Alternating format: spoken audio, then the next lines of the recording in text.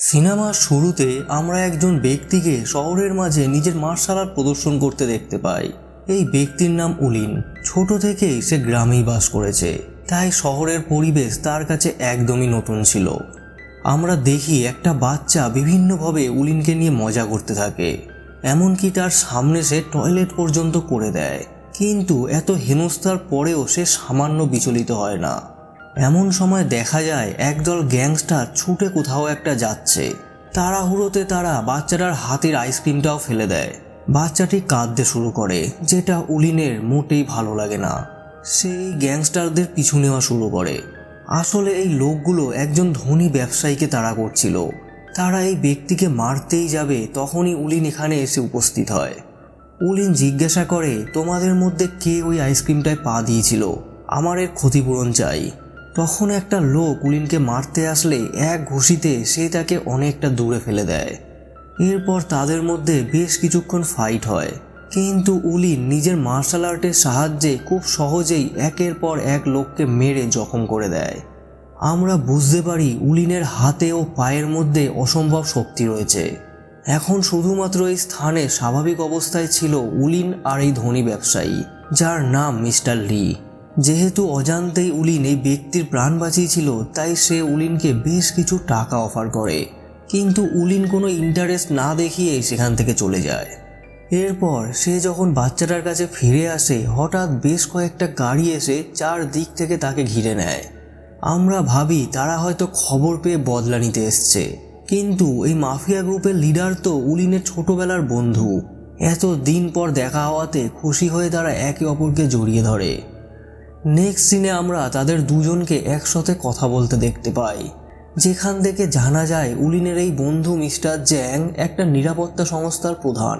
জ্যাং এবং উলিন একসাথেই ছোটবেলায় কুংফু শিখেছিল এবং তাদের মাস্টারও একজনই ছিল। কিন্তু একটা সময় জ্যাং গ্রাম ছেড়ে শহরে চলে আসে আর অনেক কম সময়ে প্রচুর অর্থ উপার্জন করে নেয়। তবে এতদিন উলিন বা গ্রামের কারোর সাথেই সে কোনো যোগাযোগ রাখেনি, তাই আজ উলিনকে পেয়ে সে পুরনো স্মৃতিগুলো তাজা করার চেষ্টা করে। জ্যাং জিজ্ঞাসা করে, আমাদের মাস্টার এখন কোথায় আছে? উলিন জানায় তিনি তো আর বেঁচে নেই। তারপর সে মাস্টারের ছাই ভরা একটা কলসি তাকে দেখায়। জ্যাং এই কলসিটা জড়িয়ে ধরে কাঁদতে শুরু করে। তার মনে পড়ে যায় ট্রেনিং চলাকালীন সে একবার মাস্টারের লোহার জুতো জোড়া চুরি করেছিল, আর এর জন্যই মাস্টার তাকে শাস্তি হিসাবে সেই গ্রাম থেকে বার করে দেয়। কিন্তু আজও তার গুরুর প্রতি ভালোবাসা ও শ্রদ্ধা একই রকম রয়েছে। অন্যদিকে আমরা একজন মাফিয়া ডনকে দেখতে পাই, যার নাম মিস্টার ফু। সে তারই দলের একজন লোককে বিশ্বাসঘাতকতা করার অপরাধে মেরে বাঘের খাঁচায় ফেলে দেয়। পরের দিন সকালে উলিন জ্যাংয়ের সাথে তার অফিসে যায়, যেখানে অনেক হাইটেক সিকিউরিটির ব্যবস্থা ছিল। যেহেতু উলিনের পায়ে লোহার জুতো পরা ছিল, তাই গার্ডরা তাকে জুতো বাইরেই খুলে যেতে বলে। জ্যাং খুব ভালোভাবেই জানতো উলিন কোনো অবস্থাতেই এই জুতো জোড়া খুলবে না, তাই গার্ডের আটকে সে উলিনকে নিয়ে ভিতরে ঢোকে।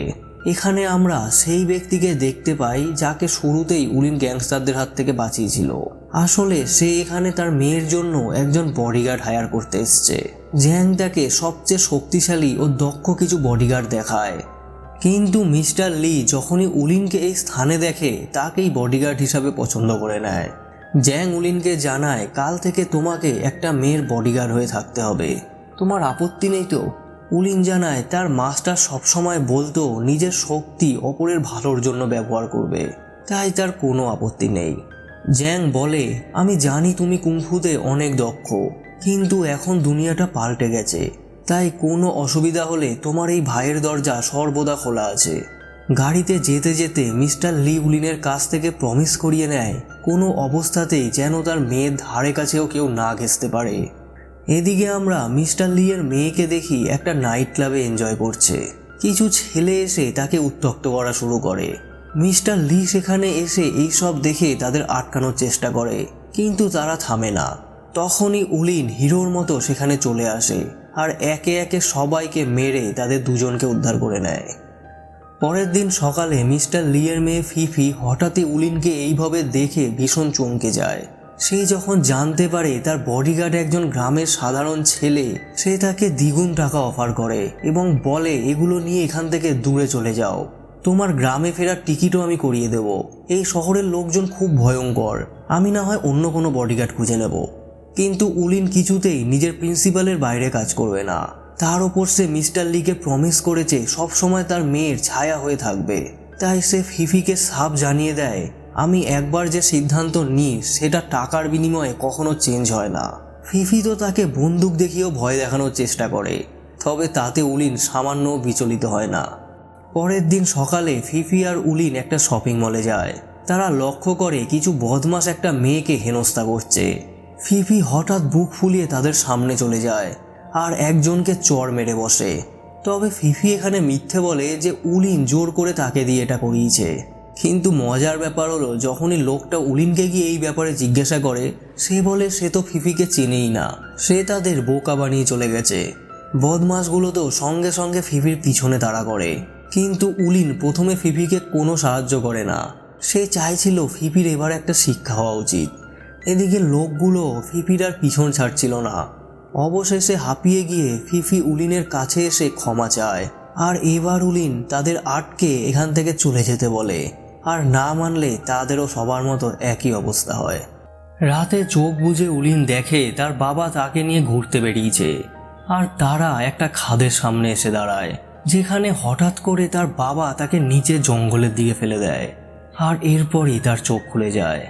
আসলে উলিনের ছোটবেলার সাথে অনেক রহস্য জড়িয়ে রয়েছে, তবে তার বাবার বলা একটা কথা তার এখনো মনে আছে, যে জীবনে সফলতা পেতে গেলে অনেক স্যাক্রিফাইস করতে হয়।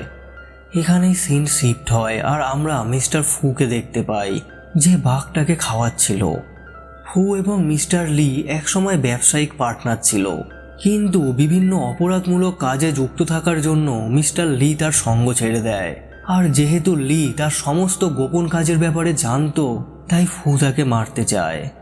একজন জ্যোতিষী এসে ফুকে জানায় তার আয়ু শেষ হয়ে এসছে, কেউ তাকে হত্যা করতে চলেছে।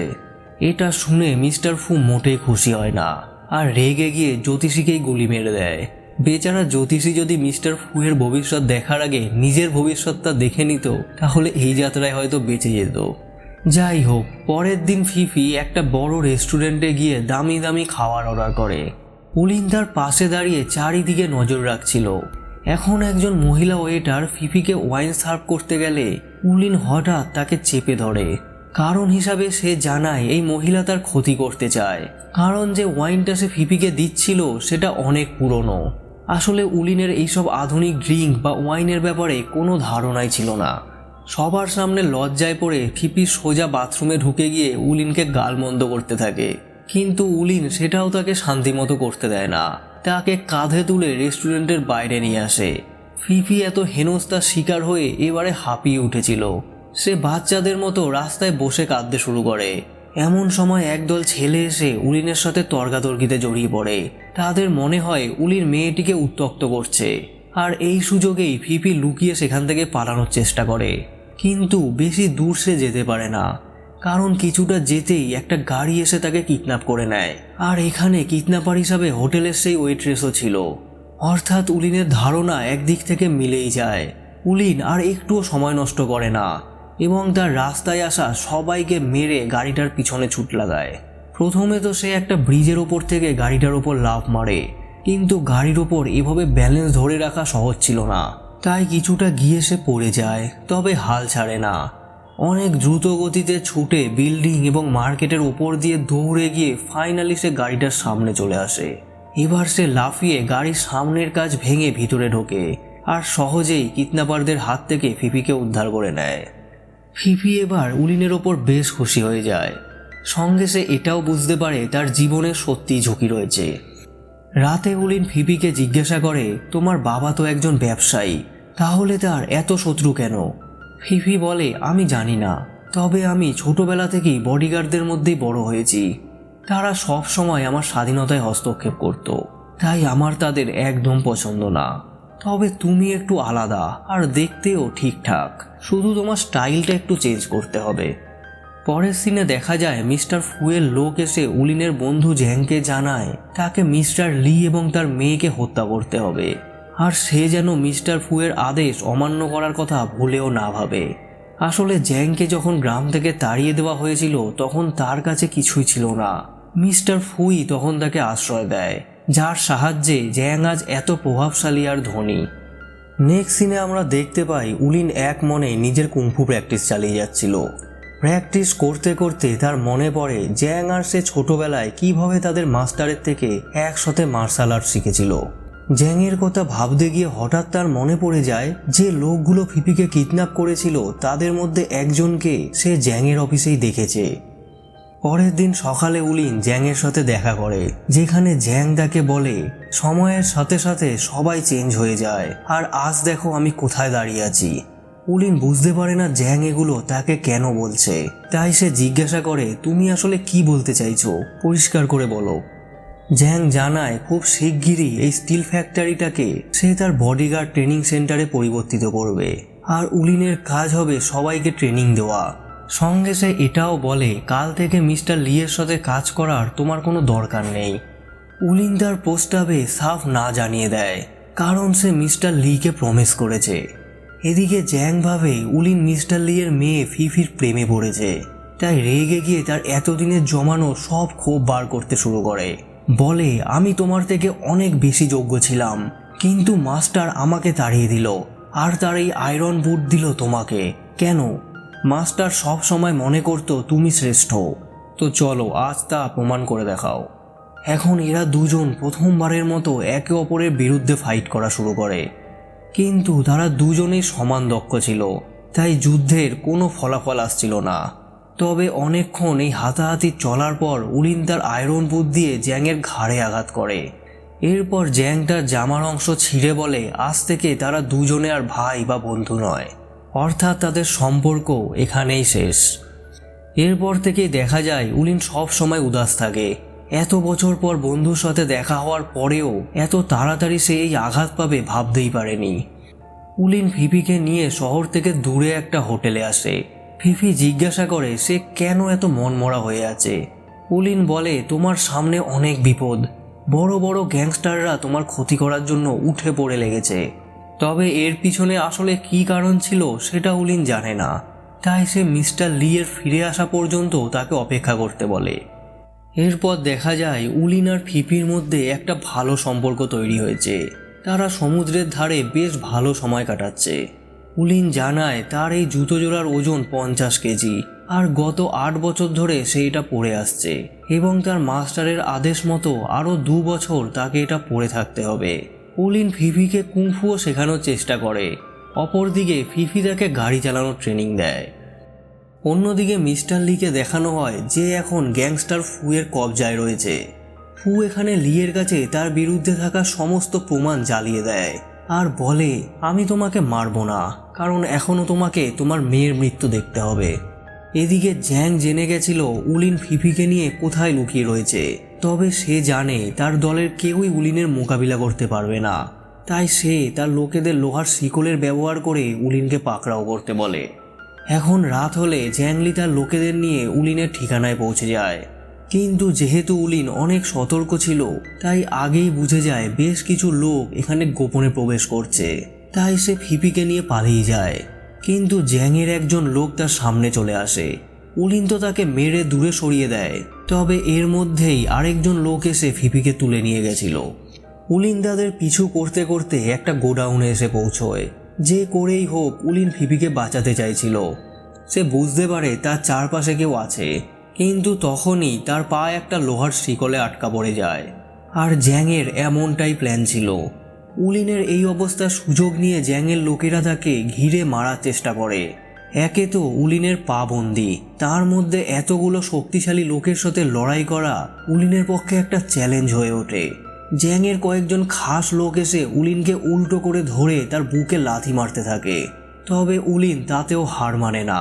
কিন্তু উলিন যখন দেখে ফিফিকে তারা একটা দড়ির সাহায্যে উপরে ঝুলিয়ে রেখেছে, সে বড্ড ইমোশনাল হয়ে পড়ে আর দিকভ্রষ্ট হয়ে যায়। এই সুযোগে একজন গ্যাং মেম্বার এসে তাকে পিছন থেকে আঘাত করে একটা গাড়ির মধ্যে ছুঁড়ে মারে, যেটা সোজা গিয়ে দেওয়ালে ধাক্কা দেয়। উলিন এবার গুরুতর আহত হয়ে গেছিল, উঠে দাঁড়ানোর মতো শক্তিও তার আর ছিল না।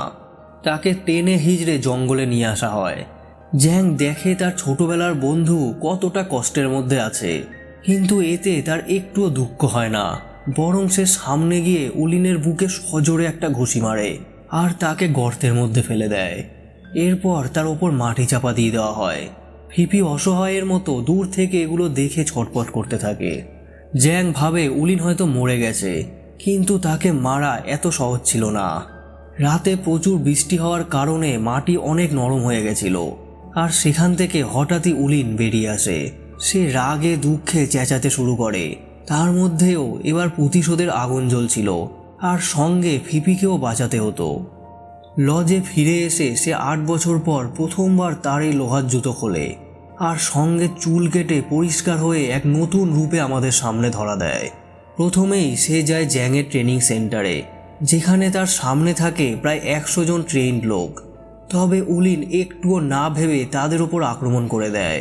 উলিনের পায়ে এখন অস্বাভাবিক শক্তি রয়েছে। সে শুধু পায়ের সাহায্যে একের পর এক লোককে ঘায়েল করে দেয়।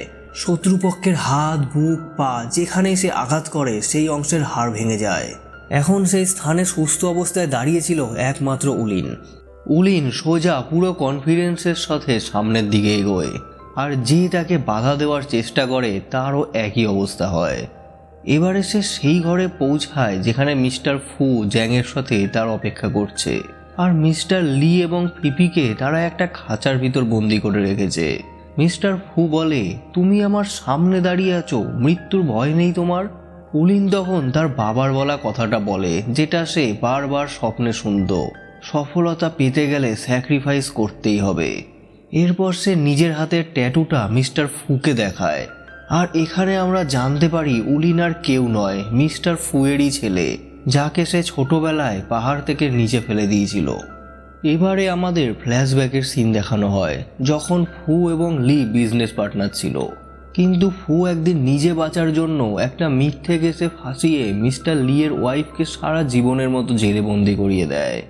লিকে সে বলে, আমি তোমাকেও ফাঁসাতে পারতাম, কিন্তু তোমার কাছে আমার বিরুদ্ধে অনেক প্রমাণ আছে, যেদিন সেগুলো আমি হাতে পাবো সেদিন আর কেউই তোমাকে বাঁচাতে পারবে না। সেই সময় একজন এসে ফুকে খবর দেয় একটা নেকড়ে এসে তার ছেলেকে হামলা করতে চলেছে। কিন্তু অবাক ব্যাপার হলো, শুধুমাত্র চোখ দিয়ে ভয় দেখিয়ে ছোট উলিন নেকড়েটাকে তাড়িয়ে দেয়। এই অস্বাভাবিক দৃশ্য দেখে ফু উলিনকে তার সেই জ্যোতিষীর কাছে নিয়ে যায়। আসলে মিস্টার ফু ভবিষ্যৎবাণীতে অনেক বিশ্বাস করত। এই জ্যোতিষী জানায় তার ছেলের আশেপাশে যারা থাকবে তারাই ধ্বংস হয়ে যাবে, এর শক্তির সামনে কেউ টিকতে পারবে না। সঙ্গে সে এটাও বলে একটা সময় ফুয়ের সব অর্থ শেষ হয়ে যাবে। ফুয়ের মনে হয় তার ছেলেই তার সর্বনাশের কারণ হবে, তাই সে ফুকে একদিন পাহাড়ের ধারে নিয়ে আসে আর বলে সাকসেস পেতে গেলে তো স্যাক্রিফাইস করতেই হবে, এবং এই বলেই তাকে পাহাড় থেকে ফেলে দেয়। উলিন বলে, তুমি নিজের ছেলেকেই পাহাড় থেকে ফেলে দিলে, কোনো বাবা কিভাবে এটা করতে পারে? কিন্তু মিস্টার ফুয়ের মধ্যে এই সব কথার বিন্দুমাত্র প্রভাব পড়ে না। সে তো আবার তার ছেলেকে মারার জন্য বন্দুক তোলে। তবে এবারে জ্যাং তাকে আটকায় আর বলে এইভাবে সে উলিনকে মারতে চায় না, বরং সে আরেকবার নিজে তার সাথে ফাইট করবে আর নিজেকে বেশি যোগ্য প্রমাণ করে দেখাবে। জ্যাং এখন হাতে একটা লোহার বর্ম পরে থাকে আর জোরে জোরে উলিনকে ঘুষি মারতে শুরু করে। উলিনও ছেড়ে কথা বলে না, ঘুষির বিপরীতে সে তার পায়ের ব্যবহার করতে থাকে, আর একটা সময় সে সোজা জ্যাংয়ের পাঁজরে একটা লাথি মারে, যার ফলে জ্যাং গুরুতর আহত হয়ে যায়।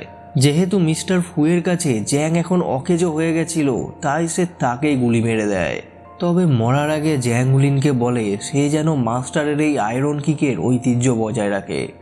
মিস্টার ফু এবার নিরুপায় হয়ে উলিনকে প্রস্তাব দেয়, চলো আমরা একসাথে কাজ করি, তাহলে কোথা থেকে কোথায় পৌঁছে যাব। তবে উলিনের ওপর এর কোনো প্রভাব পড়ে না, সে তার বাবাকে মারতে এগিয়ে যায়। কিন্তু মিস্টার ফু এখনো থামে না, বলে তুমি তো জন্মানোর সাথে সাথেই নিজের মাকে মেরেছ, তারপর তোমার মাস্টার, আর আজ তোমার ভাইয়ের সমান বন্ধু যেই তোমাকে ভালোবেসেছে মারা গেছে, আর আজ আমিও মরতে চলেছি। উলিনেরও এবার মনে হয় সেই এই সবের জন্য দায়ী। তার অস্বাভাবিক শক্তির কারণেই তার কাছের মানুষগুলো আজ আর বেঁচে নেই। এরপর সে তার বাবাকে না মেরেই এখান থেকে চলে যায়। সিন শিফট হয় আর কয়েক মাস পরের সময় দেখানো হয়। আর এখন মিস্টার লিও ক্যান্সারে আক্রান্ত হয়ে মারা গেছে। ফিফি সিদ্ধান্ত নেয় বাকি জীবনটা ফ্রান্সে গিয়েই কাটাবে। সিনেমার শেষ সিনে দেখানো হয় উলিন সেই পাহাড়ের ধারে আসে, আর এখান থেকে সে তার মাস্টার ও বন্ধুর ছাই আকাশে উড়িয়ে দেয়, এবং এর সাথেই সিনেমাটি এখানে শেষ হয়। গল্পটি যদি আপনাদের ভালো লেগে থাকে তবে অবশ্যই একটা লাইক দিয়ে সাপোর্ট জানাবেন, আর এরকম ভিডিও আরও দেখার জন্য চ্যানেলটিকে সাবস্ক্রাইব করতে ভুলবেন না। আবার দেখা হবে নেক্সট ভিডিওতে।